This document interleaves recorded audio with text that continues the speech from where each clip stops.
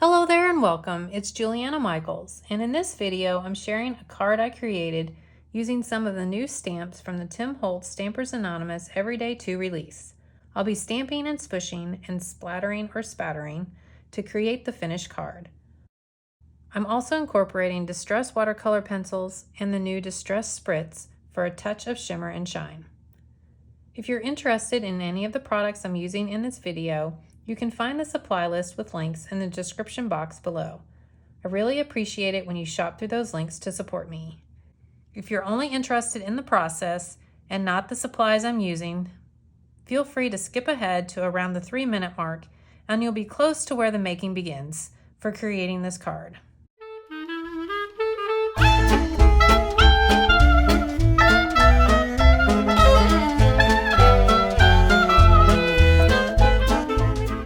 On this card, I'm going to be working with some of the new stamp sets from Tim Holtz. This includes Floristry, French Garden, and Deconstructed. So there's a look at the Floristry stamp set. I'm going to be using this set for the sentiment, so you could use any stamp set for sentiments. But the main design on the card, I'm going to be definitely working with French Garden, which has these gorgeous floral images. And then I'm going to be working with Deconstructed, which just has some fun vintage art on it. The papers I'm going to be working with, distress watercolor cardstock, and then you'll just need a piece of black cardstock and white cardstock. You'll want the background paper to be the distress watercolor cardstock or some sort of watercolor cardstock. And this is cut to 3 7/8 by 5 1/8. The black cardstock is cut to 4 1/8 by 5 3/8. And then the white cardstock is 4 1/4 by 5 1/2 inches to create a standard A2 size card. This, of course, could all be adjusted to create any card size that you like.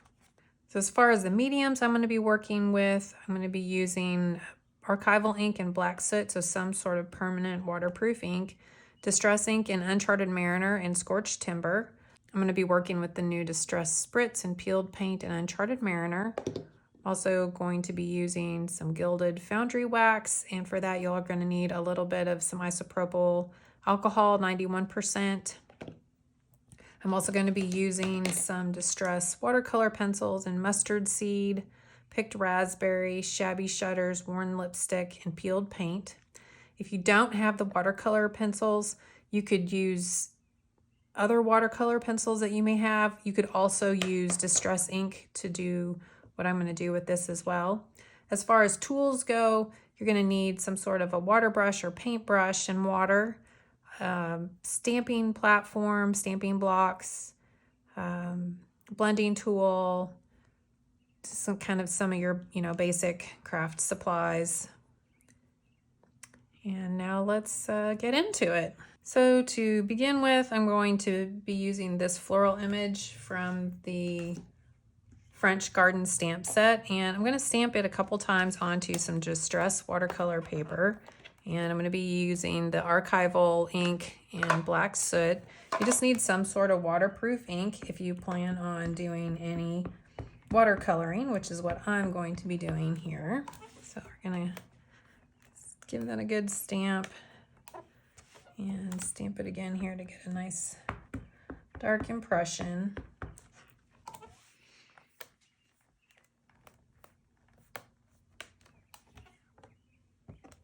One more time. I usually find I need to stamp it 2 or 3 times, especially on the watercolor paper, because it just kind of soaks that ink up really fast. And I'm just gonna flip this around. I'll stamp it again.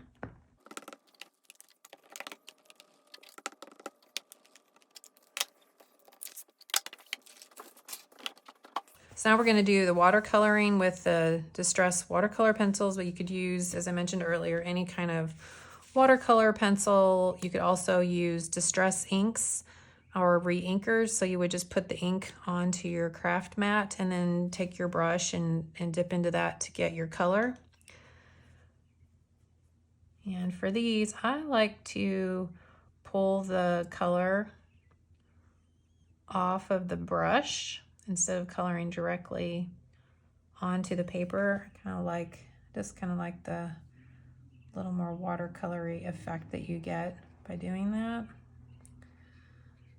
So here I'm just adding some of the shabby shutters to the leaves from the stem area here.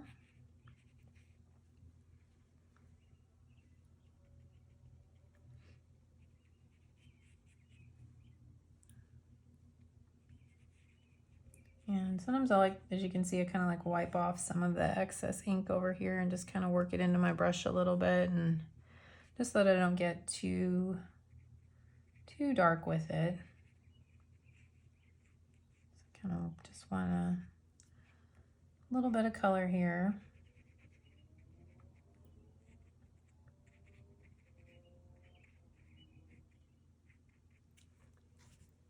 I'm going to clean off the brush, and then I'm going to add some of the peeled paint to some of the kind of shadow areas that are like the darker spots here on the stamped image. And again, just kind of working some of that into the brush, and then color onto the image here.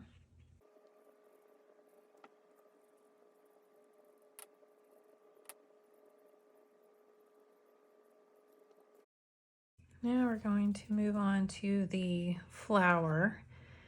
Kind of going with this worn lipstick lighter color here on the areas that are more open, so that I get a nice light edge there. Lighter colors kind of go into those highlighted areas.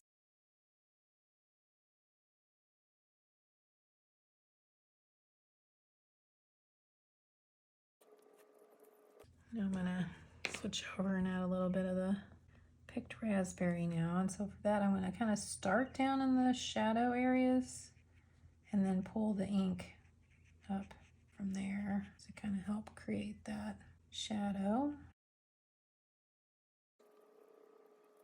Like I said, I think I've said this before in videos, but like, I am no watercolor expert at all. I just kind of make sure I'm getting enough water and try to kind of wipe off some of the pigment so that I'm not getting too much, because you can always add more. You kind of can't take it away once it's there. So that's just kind of my technique for adding some color and working with watercolors.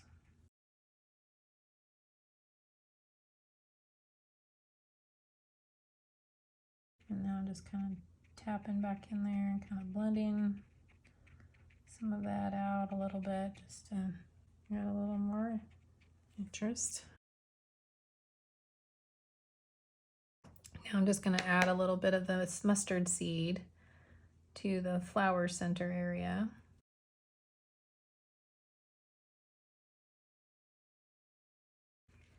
There we have it. So that's kind of what the whole flower looks like. And if you want, you can just fussy cut around this and attach this to the card. I wanted to add a little bit more dimension to my card, so that's why I stamped it twice.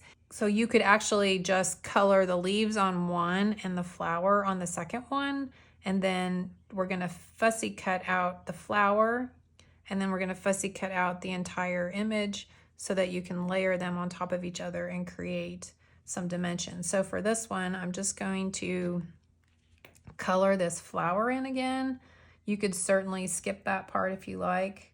I just wanted to kind of show you what the whole flower looks like if you color it all in together. So then now I'm just going to color the flower in, and we'll fussy cut from there. Another nice thing about coloring it twice is it does give you the option to kind of practice twice. And because this one will be covered up, or one of them would be covered up, you don't have, you could pick which one you like better and then cover it up. So, but it'll make more sense here in just a minute once I get the fussy cutting done and layered and show you what I'm talking about. And because we are going to be fussy cutting, if you go out of the lines a little bit, it doesn't really matter because we're going to be cutting that off.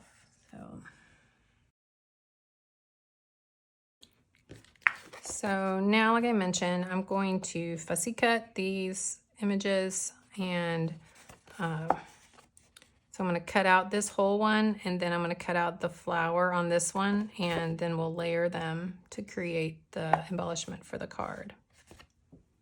But I'm not going to have you watch me do the fussy cutting because it takes quite a bit of time. So it's definitely one of those things, if this isn't your thing, you might want to either, you know, leave a little edge around here to make it a little easier to cut out, or, you know, just do something else for the embellishment on the card.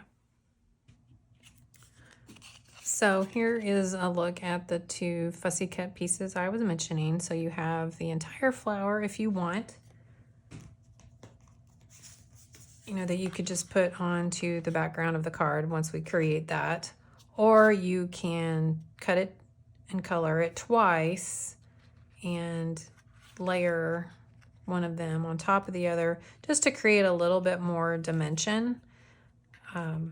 But you could certainly just get away with the one. And as you'll see, I did get crazy and fussy cut in through here. And for all of that, I just used a craft knife with a new blade. Definitely recommend.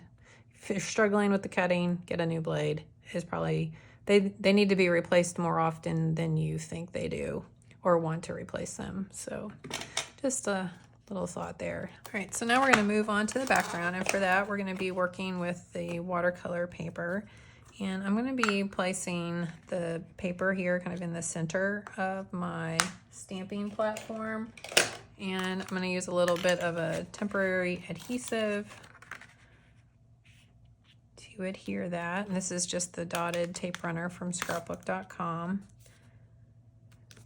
So I'm just going to take that fussy cut image and use that to kind of help determine the placement of the other stamps that I'm going to be using.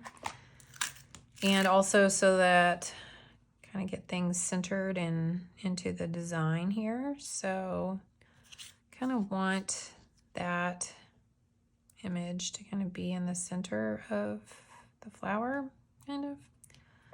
So place that there. Oops, let's get our magnets down here, just a little extra security. And then I'm going to stamp these images with the archival ink, again, just some sort of waterproof ink.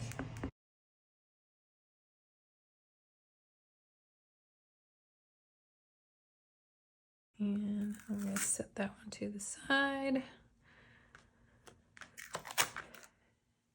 I'm going to stamp this image kind of down here on this kind of lower portion of the image.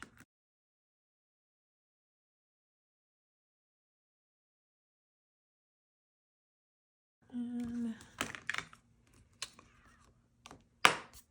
let's do the same thing, kind of stamp it up here in this upper image, upper part here. If you're concerned about not being sure about the placement, you could always clean off your stamp.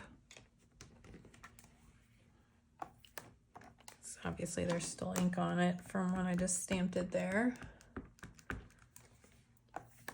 But I'm just kind of making a little collage of images here, and it's kind of easy to do with this, you know, by taking one image to the center and then repeating like a smaller image opposite each other there. And now I'm going to take some of these other smaller stamps, so like this little script stamp and this little text image here. Then we can kind of stamp those to kind of fill in some of that open space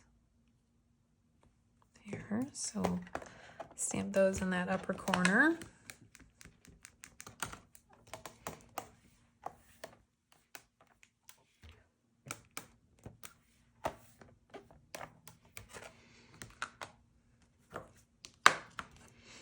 And I'm going to repeat that same thing down here. Just kind of place that there.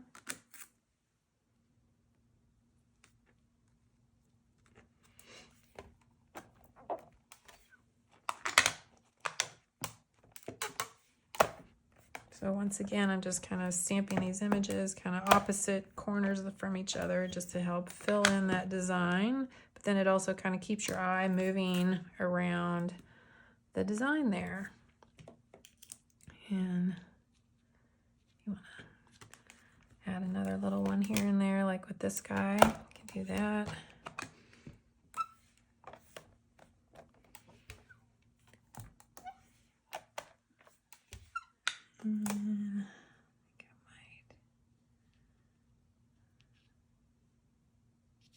I think that's good. Okay. So now that we have our stamping finished, we're going to go on to the next step. So our next step, we're going to do some ink smushing. And for that, I'm just going to be using some Distress ink and Uncharted Mariner. You could also use Distress sprays to just, you know, get some color onto the background. And give that a good spritz with water. And then we're just going to tap this into the ink and kind of take what I get and don't throw a fit. And the biggest thing here with this kind of technique is you just want to make sure you let this first layer dry and then add more ink. So you kind of saw me, I kind of dabbed that upper corner and then I went and got a little ink down to the bottom corner here. Now I'm going to dry it. You could also let it air dry, and then we'll repeat that to continue building up the layers.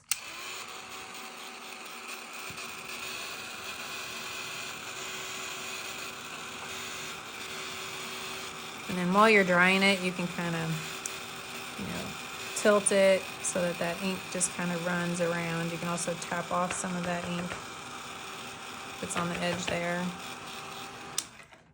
Okay, so now we're gonna just go back in and do another little taparoo here.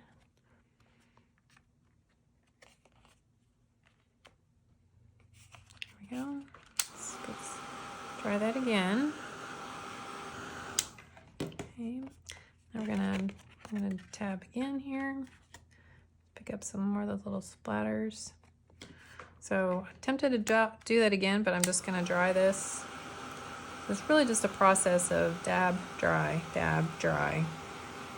or smush, dry, as we're doing ink smushing. And as you can see, those little dots that those colors just continue to kind of layer and build on top of each other, which is just the nature of the Distress ink. Because it's translucent, the colors will just build on top of each other while still letting you see what's underneath.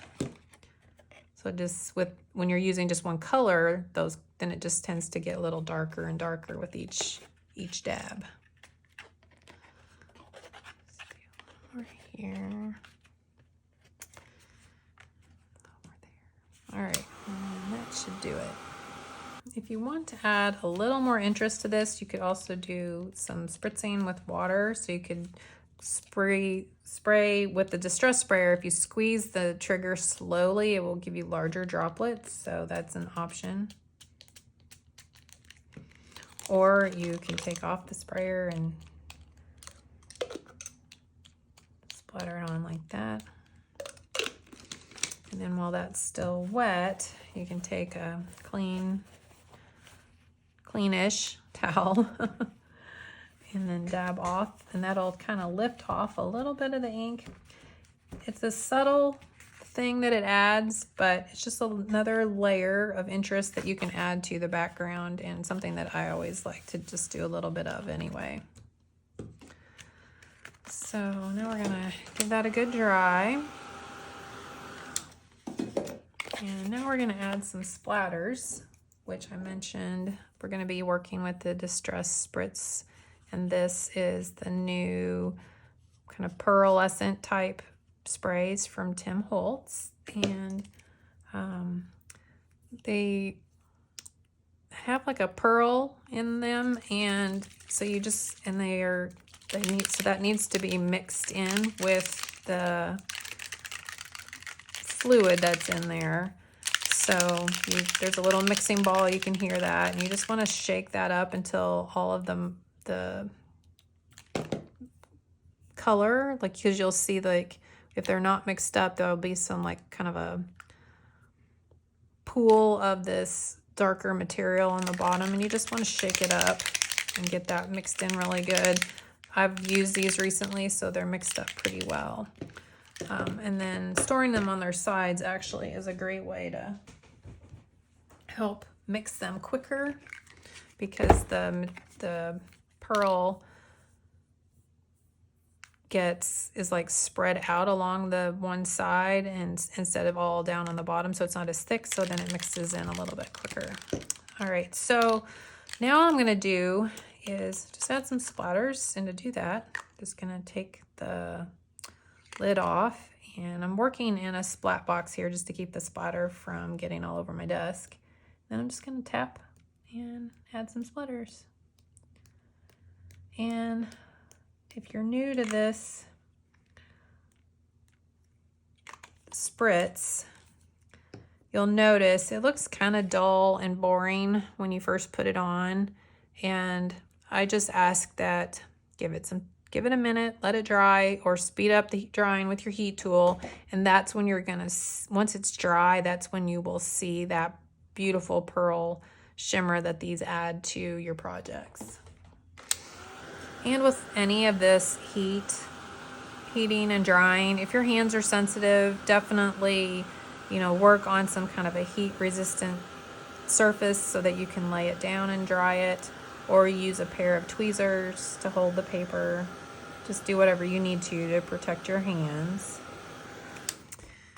And now you can see, hopefully, tilt it around here a little bit so you can see the shimmer that it adds. And that's just with those little, splatters. So just another little layer of interest. And then too, once it's dry, like, it does not rub off on your hand at all. So there's nothing coming off on my hands, which is one of the things I love about this. Now we're gonna do that same thing with the peeled paint.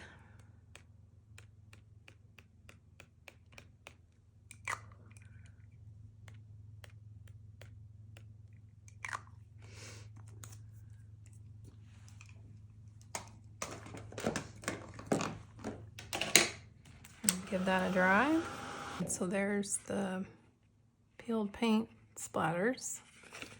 And then lastly, I'm going to add some splatters using the Foundry Wax Gilded. And again, it too has a little, has pigment in there that you need to mix in with the liquid. And there's a little shaker ball, and you want to just shake that until you hear that ball rattling. Sometimes if you haven't used these for a while, it can take a little while for that to get moving, so just keep shaking until it does. And then to create the splatters with this, you're gonna put a little bit onto your craft mat, just one drop's usually really all you need. Actually, it's probably more than you need. And then you're gonna add some rubbing alcohol. This is 91%. And you're gonna mix that together until you get it mixed in good. Then you're gonna add splatters.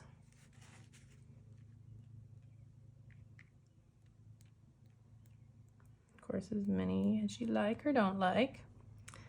And then with this, if you're not familiar with it, again, it is a very dull finish. This particular medium must be heat set to make it permanent. Otherwise, it will completely wipe off. So like this pool that's here on my craft mat, once that dries, if I don't heat it, you'll be able to just brush it right off. Like, it literally will just wipe right off, and kind of this like powder, it turns into almost a powder.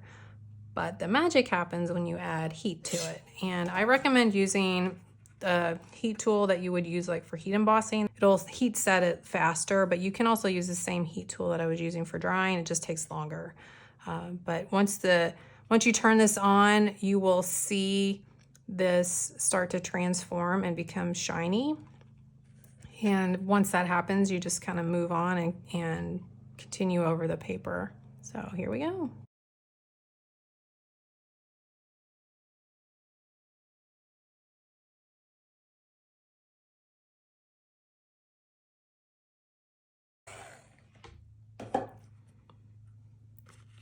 All right, So there is a look at our finished background. And as I mentioned, this is dry now, and you can see it's just like a powder that just like wipes right off. So, very easy to clean up. But if it, you can also like clean up with a little bit of rubbing alcohol as well. Like if you use it on your brush, I just, make sure you wash that alcohol out of your brush so it doesn't dry it up. But then once that is heat set, that foundry wax is permanent. So just, if you heat that onto your craft mat, you will have gold on your craft mat and it's not going to come off. Just a little FYI there. So the last thing I'm going to do here for the background is I'm just going to add a little bit of Distress ink and Scorched Timber around the outer edge here, just to grunge it up a little bit.